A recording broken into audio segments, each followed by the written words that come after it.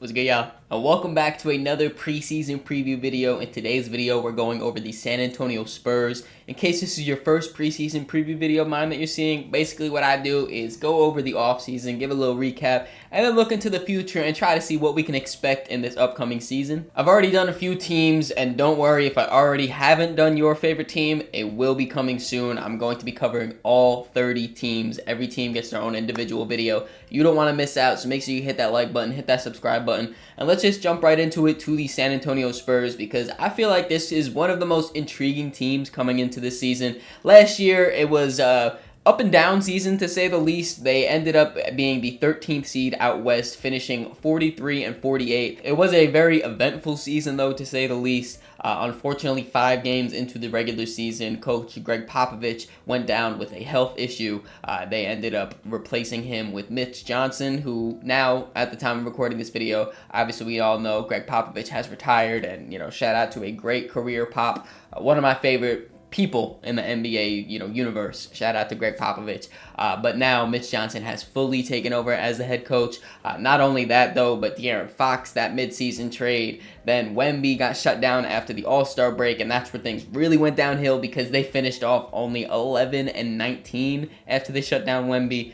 A lot of ups, a lot of downs. But coming into this season, I think that the San Antonio Spurs are primed to have a great year. And now it's time to talk about the offseason that the Spurs have. And before I get into the guys that they brought in, because they brought in a lot of really cool pieces, I do want to highlight some of the guys that they lost. Starting off with Chris Paul, he has signed a new contract with the Los Angeles Clippers. He wanted to go back home. Shout out to Chris Paul. Last year, he played all 82 games for the San Antonio Spurs, was their starting point guard, and really just elevated this team. Offensively, they looked much smoother as a team compared to, I guess, now 2 years ago, where they really didn't have a true point guard a lot of the times. Chris Paul came in and really set up the offense. The two-man game between him and Wemby was super fun to watch. And I really do think that if it wasn't for the De'Aaron Fox trade and the emergence of Rookie of the Year, Stephon Castle, Chris Paul may still be on the Spurs. Obviously, though, with those two guys at that guard position, and then, of course, they brought in other guys at that guard position that we'll talk about in a few minutes.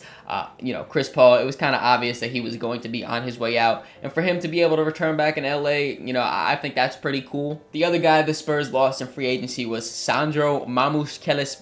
I already messed that up. I'm going to try one more time. Mamukelishvili. I don't know if that's right or not, but more he's known as Mamu, obviously, because he has such a hard last name to pronounce. But Mamu has signed a contract with the Toronto Raptors. He really didn't have too big of a role in San Antonio, but he's been here for the last few years. Was a cool, third-string center / power forward, really skilled big. I'm a New York Knicks fan, and he had his best game of his career against my Knicks. Really tough to watch, but I'm also a low-key Mamu fan, so it evened out a little bit. Regardless, neither of these two losses for the Spurs, I don't think they'll be really missing them too much.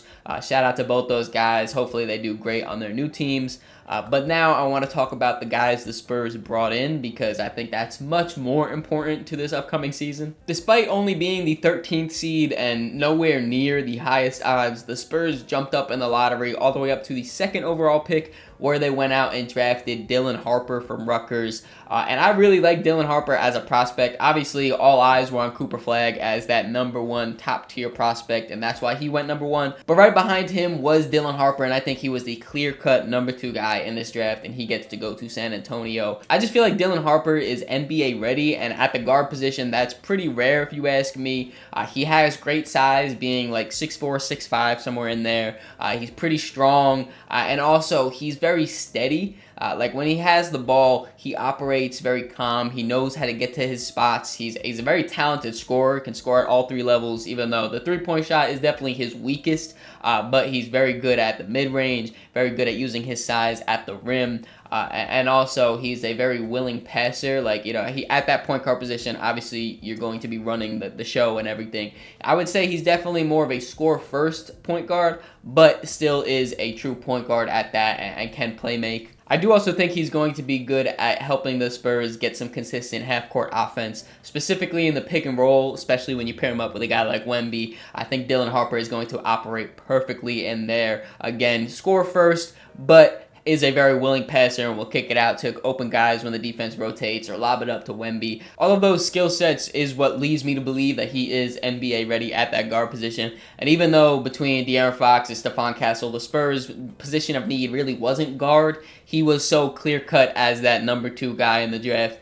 They just had to take best talent available, and he definitely is that talent. The offseason moves don't stop there, though. The Spurs also went out and signed Luke Cornett to a 4-year, $41 million contract. On average, he'll be making a little bit over $10 million a year, and this is probably my favorite under-the-radar signing of the offseason. I say under-the-radar because Luke Cornett is not going to be a starter on a team. He's not a high highlight type of guy. He's not a high profile type of guy, but he impacts winning basketball and is kind of funny, if you ask me, you know, when you look at his personality and everything. But more importantly, on the court, he is a very good defender, very good size, rebounding, pick and roll. Any of those low maintenance type of bigs, those are my favorite archetypes in the NBA, and Luke Cornett is that low maintenance type of big. Also, more importantly, the Spurs last year had no real backup big, especially after they traded away Zach Collins.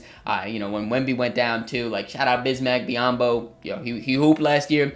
You don't want him to be your backup big, your starting big, getting minutes for your team or anything like that.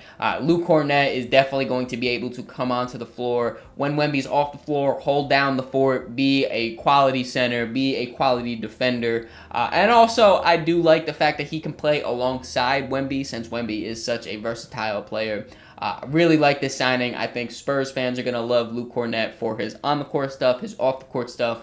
All around, I love this signing. And last but not least, they also traded for Kelly Olynyk from the Washington Wizards. They traded away Malachi Branham, Blake Wesley, and a 2026 second-round pick. And I really do like this move, too, because similar to a lot of the stuff I said about Luke Cornett, first off, I like the fact that he could play power forward or center, whether that's next to Wemby, next to Luke Cornett. He could play as the lone big in a small ball type of, not too small because he's still 6'11", but a smaller type of ball compared to your 2 7-foot centers. And just all around, Kelly is a very skillful big, whether that's passing, scoring, shooting the ball. He's got soft touch around the rim, rebounding.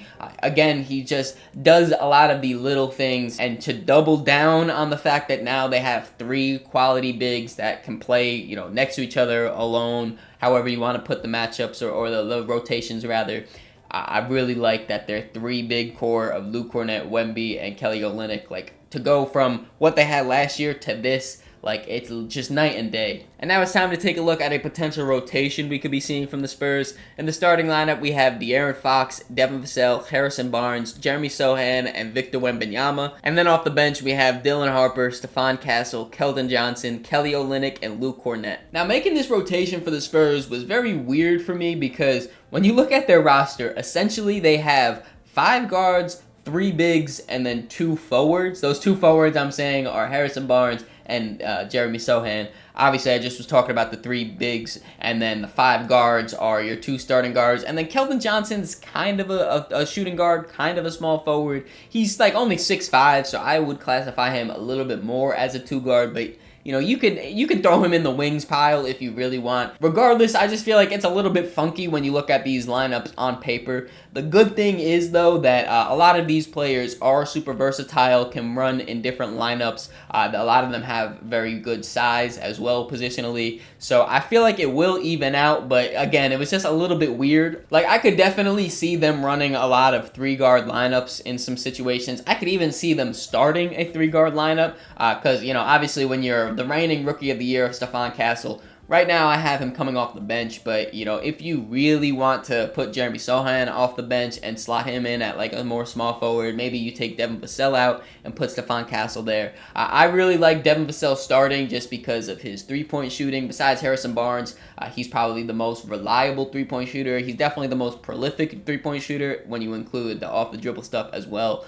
So I really like Devin Vassell in that starting lineup. But I was really trying hard to get Stephon to start. Like I said, I think they'll run a lot of those lineups together, whether it's De'Aaron Fox, Dylan Harper, and Stephon, or Devin Vassell in there.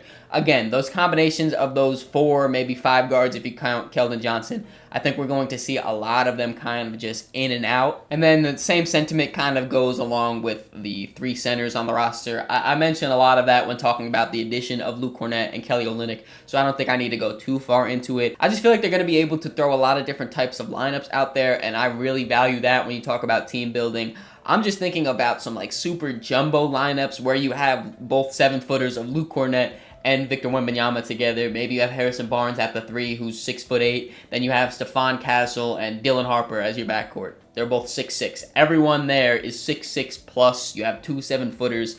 You know, like even if you put De'Aaron Fox there, who's 6'3", that's still a super sizable lineup and a very real lineup that they definitely could be running. And between their super athletic guards, their big wings, and their paint defending bigs, I really think the Spurs are going to have an absolute elite level defense, especially, not even especially, specifically if Victor Wembanyama stays healthy for the majority of the season. The Spurs, lock it in right now, will have a top 10 defense, maybe even top 5. My one concern with the Spurs, however, though, is their three-point shooting. They have guys that will take them and are maybe like slightly below average or average, but they don't really have any like high quality shooters.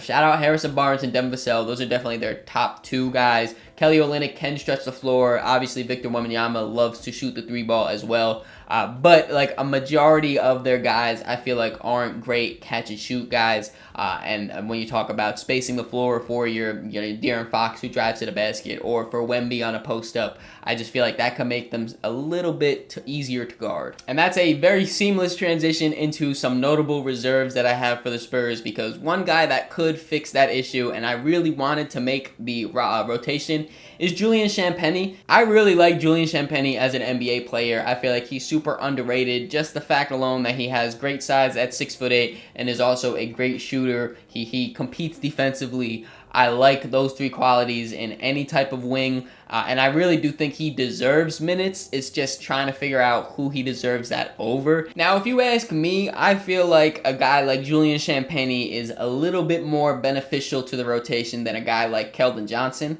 That's no disrespect to Keldon. I think he's obviously the more talented basketball player, but when you look at just skill set for skill set, I think Julian Champagnie could probably complement the rotation better than Keldon. Keldon's just way too talented to get DNPs, so unless the Spurs trade him or something, I think he will be in the rotation. But, shout out Julian. I really wanted you to be in this rotation. Shout out to St. John's. He's a former Johnny himself. Another notable reserve I have is Carter Bryant, the other rookie that the Spurs drafted in the first round. He, in Summer League, was showing out, defending his ass off as an athlete, just running around everywhere. I've seen a lot of people throw that OG Anunoby label or comparison around at him, and honestly, the way he's defending, the way he's so relentless at pursuing the basketball, I could see it in a perfect world. I could see it. I think it's going to take some time for him to develop, though. Will he get some minutes here and there, especially with injuries? Probably, yeah. I think he's a very talented guy. Just in his rookie season, I could see him in a very limited role. Now it is time for my ceiling, floor, and expectation for the San Antonio Spurs. Starting off with the ceiling, I might be a little bit higher on the Spurs than most people, but at their ceiling, I can see them being as high as the 5th seed in this super talented Western Conference. I don't think that they are going to be better than, teams like the Thunder or the Rockets or the Nuggets, maybe even the Clippers thrown in there. But I do think that they could be, at their best, really, close and at the top of that tier right below. Obviously, the ceiling is very heavily centered around Victor Wembanyama taking yet another leap into superstardom. I was going to say stardom, but he's already there. He's already a superstar. This would be him just solidifying himself as a top 7, top 5 level player, and I think he's close to that, honestly. When you talk about playoffs, being that 5th seed, it's a little bit tough because you're going up against a really talented 4 seed. Those are usually coin flips. At their ceiling, though, I could see them maybe pulling off that upset, making it to the second round, where they will go down, though, because that's when things get really, really tough. Shifting over to their floor, though, like I mentioned, the Western Conference is super, super talented. So at their floor, I could see them being as low as the 10th seed. I do think that they are a lock to make the postseason, whether that's play-in tournament or playoffs. I do think they are definitely going to make that. last year when you look at it, before Wemby went down, they seemed like they were definitely on their way to being a play-in team. Assuming he's healthy for this upcoming season, which hopefully he is, I think that they are definitely going to make that. But when you're looking at that postseason, at their floor, if they are the 10th seed, they would have to win 2 road play-in tournament games. And maybe they win one, but it'd be really tough to win both of those. So at their floor, they would be play-in losers. Looking at my expectations for the Spurs, though, I think that they'll be around that 7th seed. I was going back and forth between 7th seed, 8th seed, but I'm going to lock them in at that 7th seed, top of the play-in tournament. At that point, I could definitely see them winning one of the 2 games they have to make the playoffs.